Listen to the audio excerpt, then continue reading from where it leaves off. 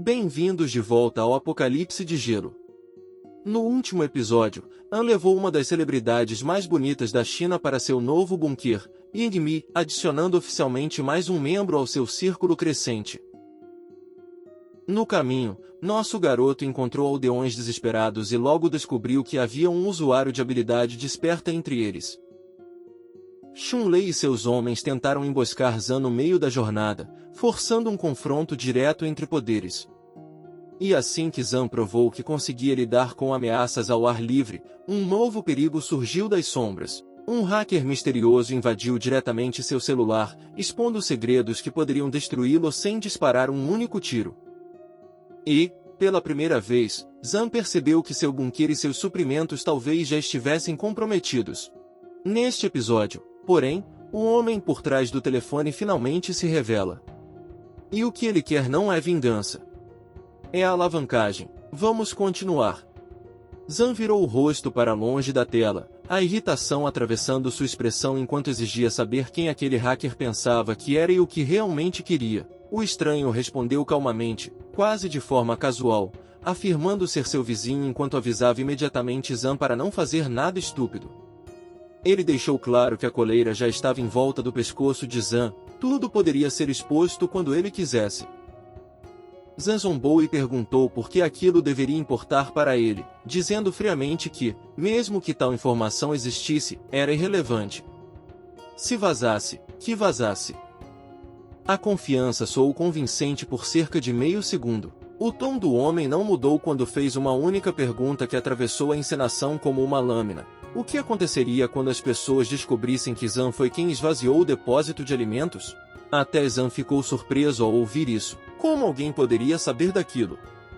Isso tinha acontecido antes mesmo do apocalipse começar. Nosso garoto sorriu de forma contida e se fez de desentendido, insistindo que uma única pessoa não poderia roubar um lugar tão grande, como se a própria mentira pudesse protegê-lo. O estranho cortou isso imediatamente, mandando-o parar de fingir. Mesmo uma única prateleira daquele depósito poderia alimentar alguém por um ano. E Zan claramente tinha muito mais do que isso. Então, como uma faca saindo da bainha, o homem ajustou os óculos e se apresentou. Ele não tinha medo de nada. Seu nome era Lu Fenda, e ele era do grupo Xion. Zan congelou quando o reconhecimento o atingiu. Fenda não era qualquer um. Ele era o chefe do grupo Xion, uma das melhores empresas do setor doméstico de segurança da informação.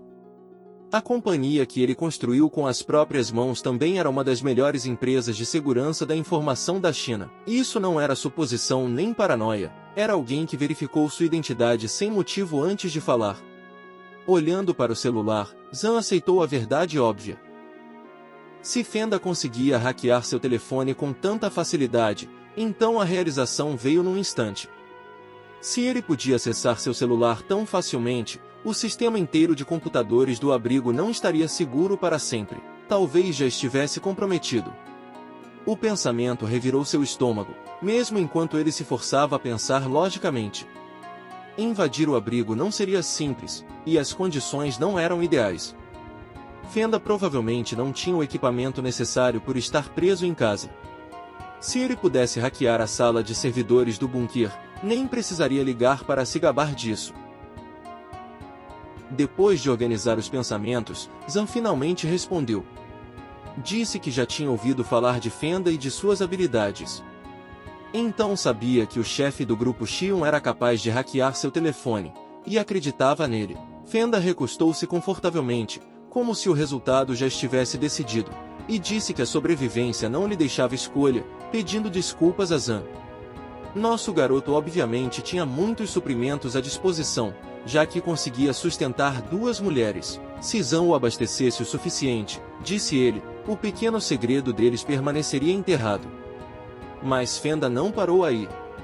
Também se ofereceu para cuidar da segurança da rede de Zan, para evitar ataques desse tipo no futuro. Para ele, portanto, o acordo era absolutamente justo. Zan riu, chamando aquilo de piada, e perguntou como alguém como Fenda esperava que um pequeno supervisor como ele lidasse com algo assim.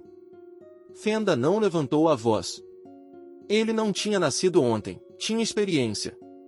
disse que não teria ligado sem alguma prova. E acrescentou simplesmente que já tinha visto tudo no celular de Zhang e confirmado que os suprimentos estavam em sua posse. O blefe evaporou instantaneamente. Sem outra escolha, Zhang finalmente admitiu que tinha alguns suprimentos, mas explicou que havia vendido a maior parte dos seus próprios suprimentos para conseguir dinheiro, já que seu apartamento não conseguia armazenar tanta coisa. Mas para Fenda isso não importava, quando a verdade viesse a público, a vida de Zhang se tornaria um pesadelo vivo. Fenda disse para ele escolher: concordar com suas exigências ou tudo seria vazado naquele mesmo instante. Naquele momento, Em imaginou pessoas desesperadas correndo em sua direção atrás de seus suprimentos, a violência saindo do controle, as consequências se multiplicando mais rápido do que qualquer um poderia prever. Mesmo com sua habilidade, nosso garoto não podia correr um risco desses. Simplesmente não era inteligente. Zhang pressionou a mão contra a testa e concordou. Forneceria suprimentos em troca de silêncio. Não era confiança, era controle de danos. Para garantir, Zhang acrescentou mais uma coisa: se Fenda tivesse qualquer outra intenção, ele simplesmente mataria antes que pudesse vazar as informações. Fenda sorriu atrás do laptop, satisfeito com a palavra cooperação. Ele também não era tão estúpido assim. O chefe da Xion não queria abrir mão de viver confortavelmente por um tempo com um monte de suprimentos. Então aquilo era uma situação ganha-ganha para ambos. Mais tarde, Fenda deu sua palavra novamente, dizendo que aquele segredo só seria conhecido pelos dois e por mais ninguém. Então ele listou suas necessidades casualmente, como se estivesse lendo uma lista de compras: comida, álcool, roupas íntimas, meias, mais de algodão. Porque, claro, num apocalipse de gelo, você não sobreviveria sem meias de algodão. Faz todo sentido, Fenda. Muito bem. Enfim, Zhang perguntou como funcionaria a entrega. Fenda mencionou que morava na Vila 302. Os suprimentos deveriam ser deixados na porta da frente. Se algo desse errado, ele prometeu transformar a vida de Zhang no inferno. Zhang abaixou a cabeça e garantiu que não haveria problemas. Disse que vivia confortavelmente e não tinha interesse em confusões desnecessárias. A ligação terminou sem complicações. A expressão do protagonista não suavizou.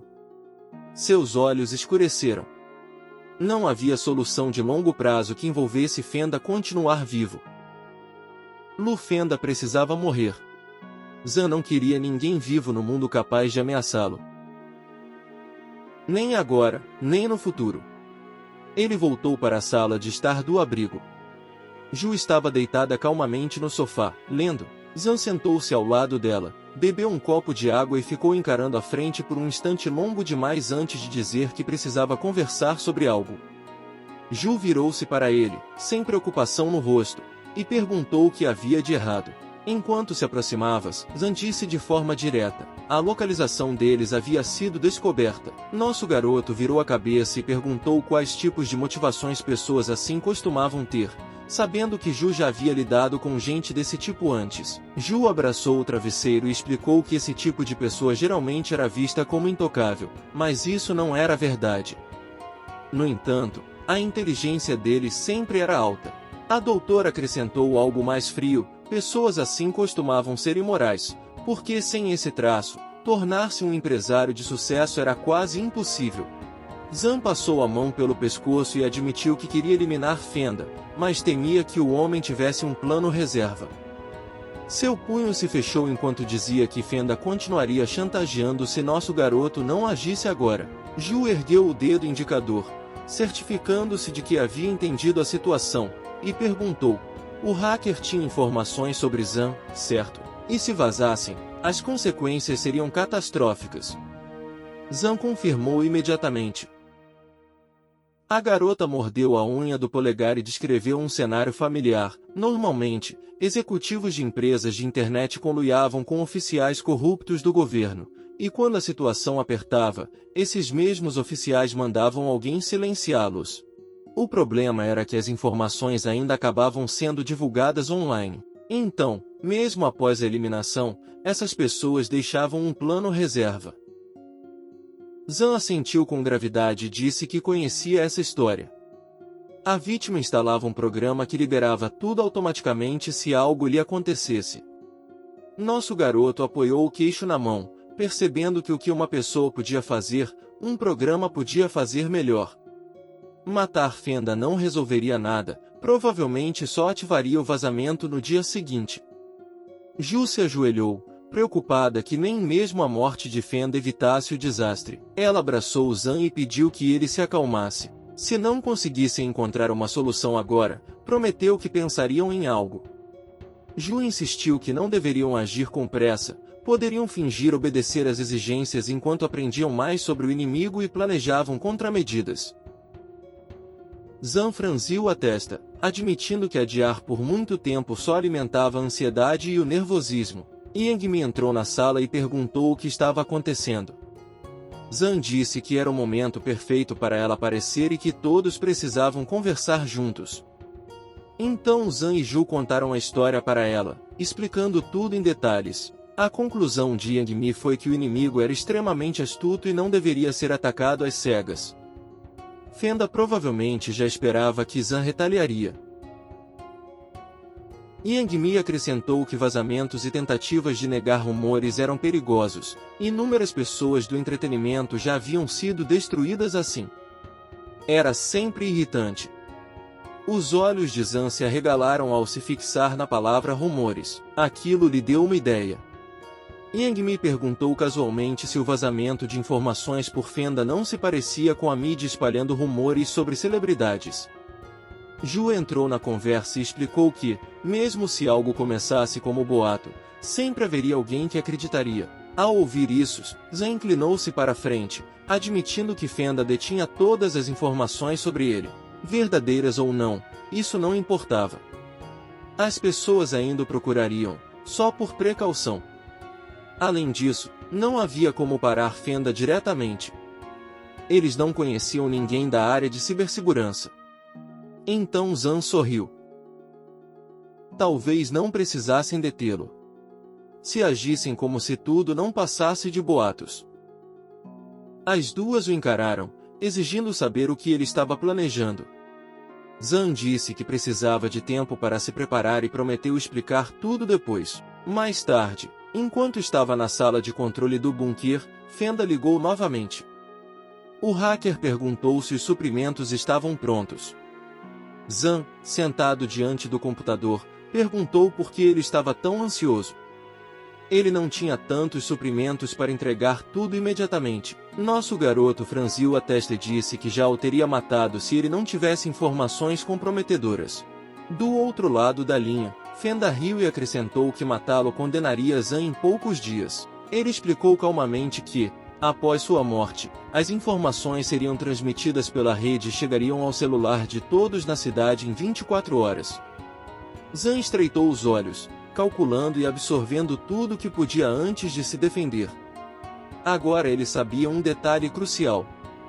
24 horas para impedir o vazamento.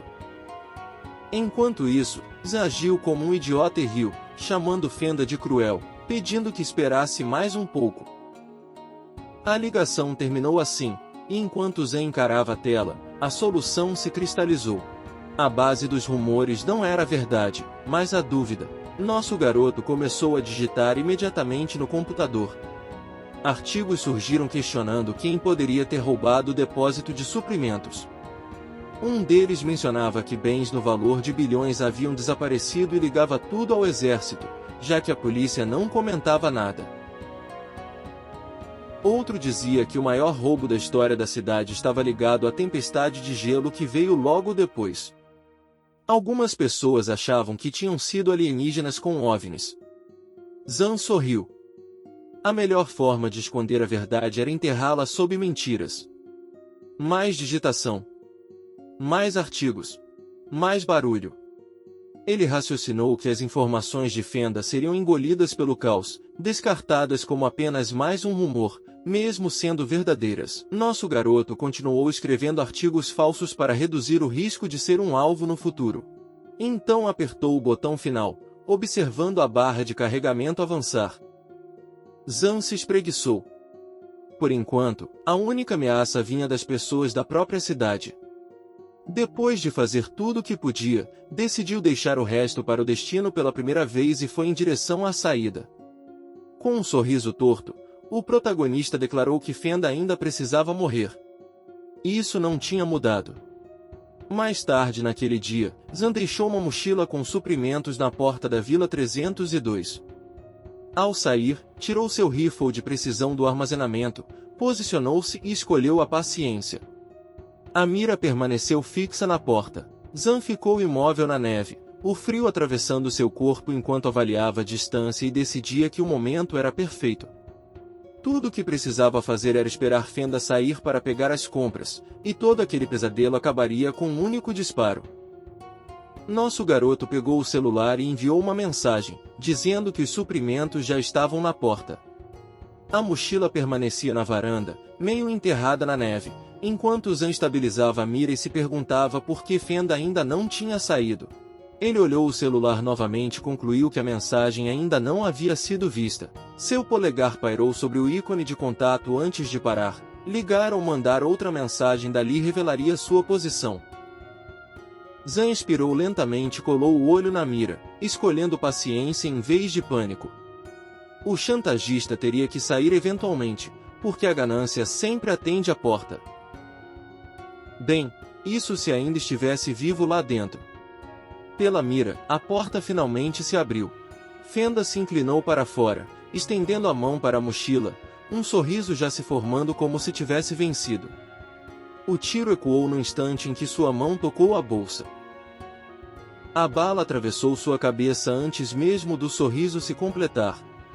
Zan correu em direção à casa, a neve rangendo sob as botas, pensando friamente que todo aquele tempo congelado em posição não havia sido desperdiçado. Ao chegar à porta, nosso garoto disparou mais alguns tiros por garantia, murmurando que o velho tinha provocado isso sozinho.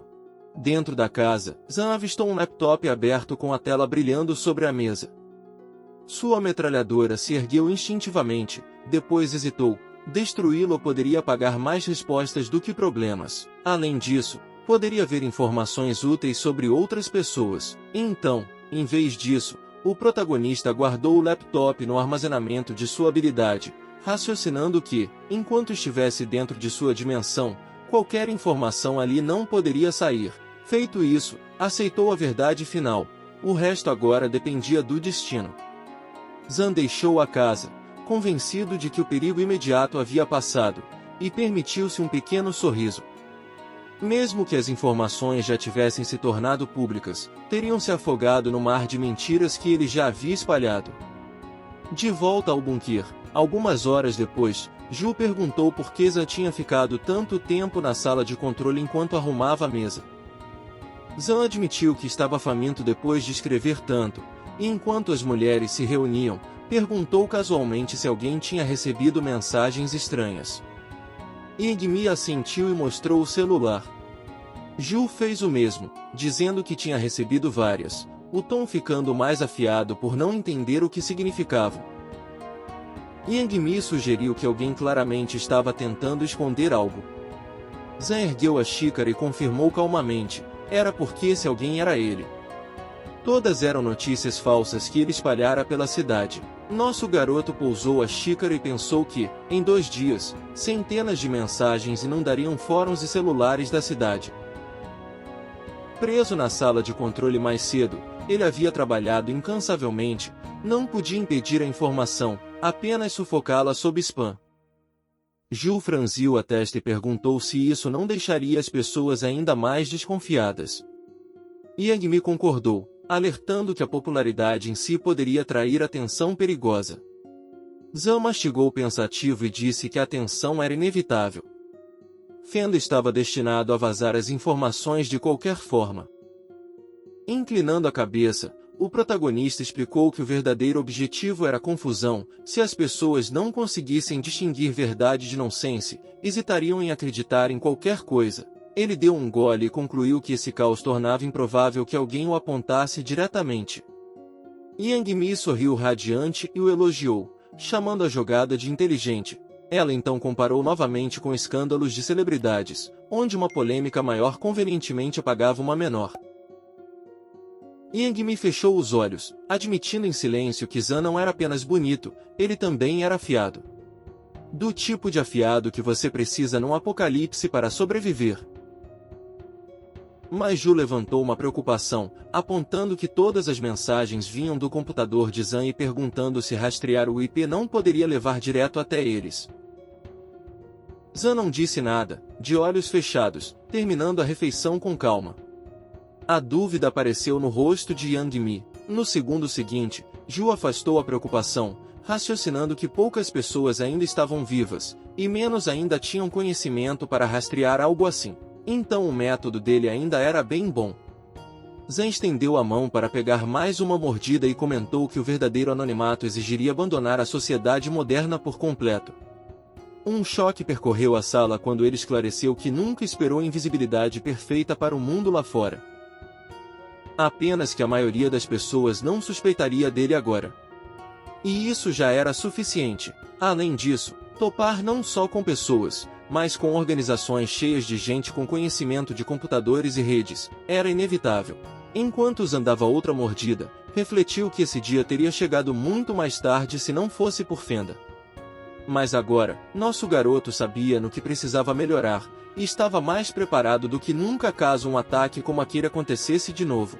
Depois, ele admitiu sem rodeios que odiava ser forçado a agir, e era exatamente por isso que o hacker precisava ser apagado. Olhando para Ju, ele disse que, embora não gostasse da ideia de sua localização ser conhecida, isso não importava tanto. Esse bunker era tão seguro que, mesmo que soubessem onde ele estava, não conseguiriam entrar. Eles precisariam de armas e equipamentos de nível militar, e a maioria das pessoas não teria algo assim, muito menos num apocalipse. Yang Mi demonstrou alívio, mas Zhan avisou para ela não comemorar ainda. Ele explicou que não podiam se dar ao luxo de relaxar, mesmo que acreditasse que conseguiria protegê-las. Eles não podiam simplesmente ficar deitados. Isso fez Yang Mi corar de vergonha. Ela claramente tinha entendido como outra coisa. Yang Mi coçou a nuca, distraída, fazendo Zhan se perguntar para onde a cabeça dela tinha ido. Nosso garoto deu um tapinha brincalhão na cabeça de Yang Mi e perguntou o que ela estava pensando do nada. Ele esclareceu que queria dizer que as garotas ajudariam a montar armadilhas ao redor do bunker. A garota ouviu a palavra armadilha e congelou. Ju também encarou Zhan, atônita, e as duas perguntaram o que exatamente nosso garoto queria dizer. Zhan abriu os braços e explicou que o abrigo foi construído para sobreviver a uma guerra nuclear ou a desastres massivos, mas não tinha planos contra humanos hostis. Com um sorriso de canto, ele disse que isso significava que teriam que improvisar. Ele planejava criar uma rede de armadilhas. Então o protagonista declarou que colocariam armadilhas ao redor do abrigo e fariam qualquer atacante se arrepender de chegar perto. Ju cruzou os braços e prometeu apoio total, enquanto o Yang Mi admitiu que não entendia muito de armadilhas, mas seguiria as instruções. Zhan se levantou e puxou uma montanha de suprimentos de seu subespaço. Erguendo um prego, ele disse que a armadilha mais difícil de detectar era escondida sob a neve. E, ainda bem, eles estavam cercados de neve por todos os lados. Nosso garoto chamou as garotas para mais perto, avisando que se alguma delas caísse numa por acidente, seria um desastre. Então era melhor que lembrassem a localização das armadilhas, dizendo que as ensinaria. Zhan pregou um prego numa tábua e demonstrou, chamando de simples, mas mortal. Virando a tábua, explicou que, quando colocassem uma boa quantidade dessas sob a neve, elas poderiam atravessar um sapato sem esforço. Então mandou que elas fizessem o mesmo, sugerindo usar pregos de aço para causar ainda mais dano e perfuração. Com tudo pronto para ser feitos, Zhan colocou a tábua no chão e disse que precisariam de pelo menos 1000 armadilhas para cobrir a área num raio de 100 metros ao redor do abrigo. Erguendo outra armadilha que parecia uma armadilha de urso, ele disse que elas provavelmente já tinham visto isso na TV, armadilhas feitas para cravar no osso e incapacitar. Apontando para um compensado, instruiu que montassem cada armadilha direito. Caso contrário, as pessoas poderiam testar a existência de armadilhas com gravetos. Zhan deixou as armadilhas de prego para as garotas, dizendo que ele mesmo cuidaria das armadilhas de urso. Ju e Yang Mi começaram a trabalhar imediatamente, martelando pregos com foco sombrio. Enquanto isso, Zhang ficou olhando pela janela, calculando rotas, percebendo que havia 2 caminhos principais até o bunker. Ele franziu a testa e acrescentou uma camada extra, enterrando as 2 minas que havia encontrado ao longo dos caminhos. Mas então nosso garoto sorriu com tensão, lembrando a si mesmo de que aqueles dispositivos poderiam destruir até um tanque, ou seja, um erro seria fatal. Quando Zhang mencionou que precisariam de um plano reserva depois que usassem as armadilhas pela primeira vez, as 2 olharam para ele, sérias agora. A neve caía sem parar quando eles saíram juntos. Zhang avisou para não espaçarem as armadilhas longe demais, um passo em falso deveria levar diretamente a outra. Ju enterrou armadilhas de prego sob a neve, sabendo que cair em cima de uma poderia ser letal na hora. Yang Mi se ajoelhou perto, enquanto Zhang as alertava para não enterrarem fundo demais, só o suficiente para cobrir, já que a neve continuaria caindo. Perto delas, o protagonista cavou um buraco e instalou uma Claymore, cobrindo-a com cuidado com neve. Depois de terminar, apoiado na pá, Zhang olhou a paisagem branca e percebeu que a tempestade logo apagaria qualquer vestígio do trabalho. Zhang se virou e sorriu baixinho, então decidiu explicar um método que garantiria que o inimigo jamais limpasse as armadilhas. Ele começou a montar um fio de disparo com granadas e comentou casualmente que um único toque acionaria várias explosões ao mesmo tempo, porque sutileza já não estava no cardápio. Zhang continuou enterrando as granadas sob a neve por um tempo, então limpou o suor da testa e anunciou que estavam quase terminando. Enquanto nosso garoto, Ju e Yang Mi seguiam para a porta, Zhang revisou mentalmente o esquema: armadilhas do lado de fora, túneis por dentro, gás lacrimogêneo, gás sonífero, lança-chamas. E concluiu que, se alguém atacasse, as chances já estavam a favor deles. Zhang olhou para a própria mão e, em silêncio, se colocou como a última linha de defesa. As luzes da sala estavam acesas, calmas e quentes, um contraste brutal com a violência que aguardava lá fora. Yang Mi sorriu e perguntou quando o inimigo chegaria. Zhang ficou em choque na hora. A garota ruiva parecia estar esperando ansiosamente que todo o esforço deles fosse testado. Ele descartou isso e desabou no sofá. Nosso garoto acrescentou que provavelmente levaria muito tempo até alguém atacá-los. Enquanto as mulheres se reuniam, Zhang explicou que nenhuma pessoa racional atacaria os outros nessas condições. Além disso, quem ainda estava vivo a essa altura era mais esperto do que o normal. Então eles não podiam subestimar ninguém daqui para frente. Yang Mi apoiou o queixo na mão, finalmente entendendo. Ela então arqueou as sobrancelhas, claramente pesando o conforto de uma vida estável ali contra o caos de guerra lá fora. Afinal, eles tinham trabalhado duro nessas armadilhas e ela queria ver elas em ação. Então Yang Mi virou e notou faíscas voando. Ela perguntou se as portas não eram seguras o suficiente, vendo Zhang trabalhar com uma máquina de solda. O protagonista respondeu com calma que a maioria dos sistemas do abrigo era automatizada. Usando uma máscara especial, Zhang explicou que, se alguém hackeasse o centro de controle, abrir as portas seria fácil. Então ele soldou uma trava física na porta e acrescentou que tecnologia sempre tinha falhas, mas a física nunca mentia. Mais trancas vieram em seguida, uma sobre a outra. Com as mãos nas cinturas, Zhang disse que era melhor ter cuidado do que se arrepender depois. Yang Mi mais uma vez guardou seus pensamentos, mas estava claro que ela vinha admirando Zhang com frequência demais ultimamente. A garota sorriu para ele, convencida em silêncio de que nosso garoto viveria mais do que a maioria nesse mundo. Enquanto isso, encarando a porta reforçadas, Zhang murmurou que seria perfeito se tivessem alguém realmente habilidoso com computadores no time. Yang Mi abaixou o olhar e mencionou Xinxian, dizendo baixinho que ela era muito capaz com computadores e tecnologia.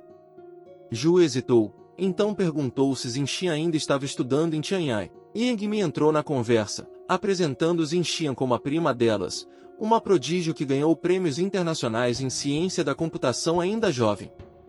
Ela acrescentou que Xinxian estava numa cadeira de rodas, paralisada da cintura para baixo por causa de poliomielite na infância, mas se precisassem de um especialista em computadores, não havia escolha melhor.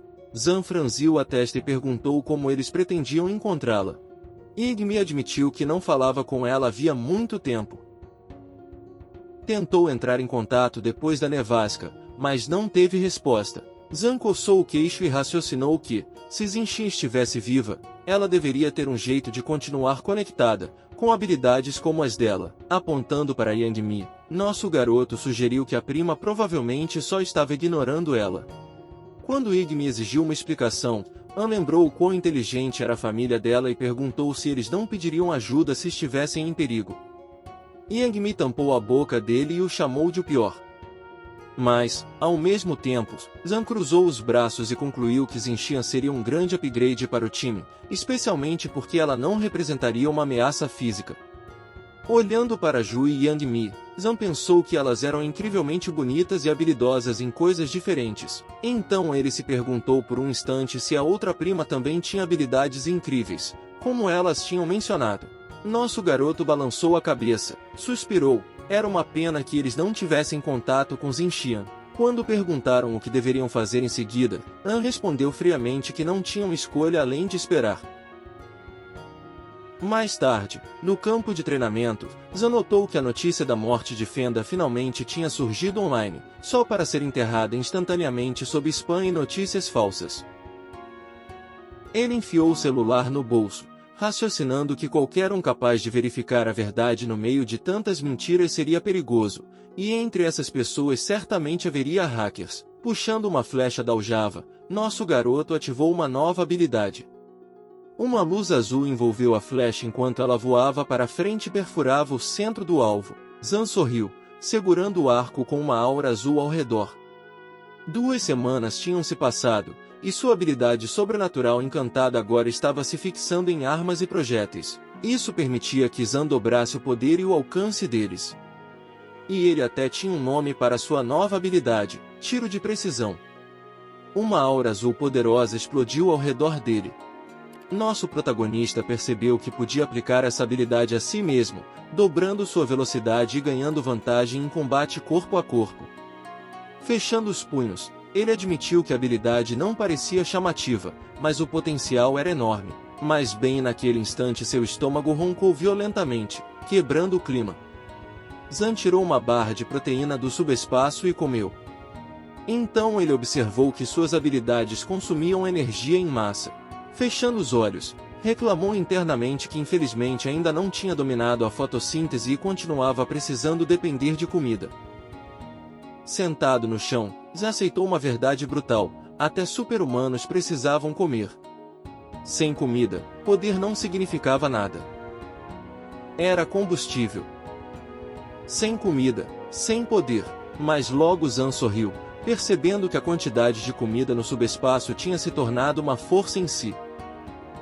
Lambendo os lábios, ele se perguntou se aquilo o tornava quase invencível. Abrindo os braços, nosso garoto reconheceu que pouquíssimos poderiam competir com ele em resistência e sobrevivência no apocalipse. Alguém poderia ter uma força absurda, mas isso não garantia comida. Bem longe dali, abaixo de um abrigo no campo de defesa de Xishan, um homem perguntou se o problema de energia ainda não tinha sido resolvido. Segurando um documento, uma mulher informou que eles tinham revisado as notícias. Ela colocou papéis sobre a mesa e apontou que a maioria das postagens levava à Vila 101 no distrito de Lujian, junto de uma mensagem que veio do celular do chefe da Xiun Technologies, Fenda, na Vila 302. O comandante entrelaçou as mãos e pediu mais detalhes sobre esse exame mencionado na mensagem de Fenda. E é aqui que o episódio de hoje termina. Zan eliminou Lu Fenda, mas matar o homem não encerrou o perigo, apenas testou se a contraofensiva de Zan aguentaria. Ao inundar a cidade com boatos e desinformação, ele enterrou a verdade sob o caos, transformando a maior arma de Fenda em ruído inútil. Ao mesmo tempo, nosso garoto reforçou seu bunker com a ajuda de Ju e Yang Mi, instalando armadilhas mortais e se preparando para inimigos humanos, não monstros. Zan começou a moldar seu time com propósito, sabendo que sobreviver agora exigia cérebro e conhecimento de informática tanto quanto poder de fogo. Conforme suas habilidades evoluíam e seus suprimentos se provavam sua maior vantagem, Zan ficava mais forte, mas também mais visível. E, longe do abrigo dele, organizações poderosas finalmente notaram seu nome. Porque no Apocalipse de Gelo, no momento em que alguém começa a fazer perguntas, a caçada já começou. E desta vez, a única coisa que Zan realmente temia estava se aproximando, a única força capaz de invadir seu novo bunker. O exército. Vejo vocês no próximo episódio.